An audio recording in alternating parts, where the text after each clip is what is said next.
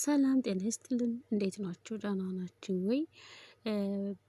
ከሀገራችን ባህልና ወግ ባፈነገጠ መልኩ የማህበራዊ ሚዲያን ሲጠቀሙ የነበሩ ግለሰቦች በቁጥጥር ስር ውለው ምርመራ እየተጠራባቸው መሆኑን የአዲስ አበባ ፖሊስ ጠቅላይ መምሪያ አስታወቀ።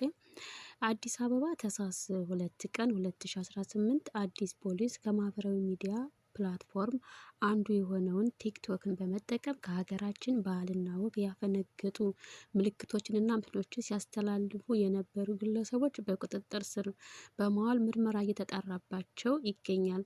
በቲክቶክ ስሙ ሊል ጃ ወይም ጎይጋር ኮንት ወይዋል እና ከእርሱ ጋራ ያልተገባ አጸያፊ ድርጊት ስትፈጽም የነበረችው ሄሌሊዮ አያና የተባሉ ግለሰቦች የቲክቶክ አካውንት በመጠቀም ለመልካም ጠባይና ስነ ምግባር ተቃራኒ የሆነ የምልክትና ተንቀሳቃሽ ምስልን በቀጥታ ሲያስተላልፉ በመገኘታቸው ታህሳስ 2 ቀን 2018 ዓ.ም በለሚኮራ ክፍለ ከተማ ወረዳ 9 ልዩ ቦታው ፊልቶስን መዋስ ከሚባል ቦታ በቁጥጥር ስር ውለዋል።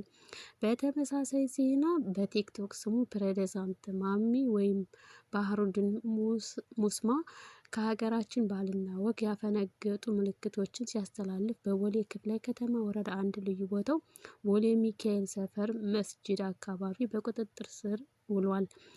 ማህበራዊ ሚዲያን ለበጎ ተግባራትና ትውልድን ለማነጽ መጠቀም ሲገባ ትውልድን ወደ አላስፈላጊ ድርጊት እንዲገባ የሚያስተምሩና የሚገፋፉ መሰል እኩይ ተግባራትን በሚፈጽሙ ግለሰቦችና ቡድኖች ላይ የሚወሰደው ሕጋዊ እርምጃ ተጠናክሮ እንደሚቀጥል የአዲስ አበባ ፖሊስ ጠቅላይ መምሪያ አስታውቋል።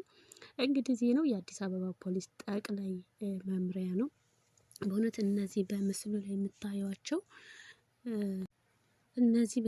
የምታዩዋቸው እንግዲህ ከታምኔሉ ላይ እንደምታዩዋቸው አንዳንድ ጊዜ ማህበራዊ ሚዲያን ለበጎ ነገር የሚጠቀሙበት እንዳሉ ሆኖ አንዳንዶቹ ግን ደግሞ በተቃራኒ ከየት መጣ የሚባል ከውጭ ሀገር ዜጎች የምንወስዳቸው ጥሩ ጥሩ ነገሮች እያሉ ግን አላስፈላጊ ነገሮችን ብቻ ቶሎ ብሎ ሰው ታዋቂ ለመሆን ዝነኛ ለመሆን ተብሎ እንደዚህ እንትን ይላሉ። በነገራችን ላይ ይሄኛው ወንድማችን ልጅ አይጃ የሚባለው ባለፈው እንግዲህ መላው የኢትዮጵያን ሕዝብ የሆነ ቪዲዮ ለቀውበት ነበረና ቲክቶክ ላይ በነበራቸው ላይ የኢትዮጵያን ሕዝብ እንግዲህ ይቅርታ አድርጉልኝ ከኢትዮጵያ ባህልና ወግ ያፈነገጠ ነገር ነው የሰራሁትና እባካችሁን ይቅርታ አድርጉልኝ ብሎ ይሄ ይቅርታ መልእክቱን አስተላልፎ ነበረ። ነገር ግን ድሮ ነበር እንጂ መጥኖ መደቆስ እንደሚባለው አይነት ሆኖ ጥሩ ነው እንደዚህ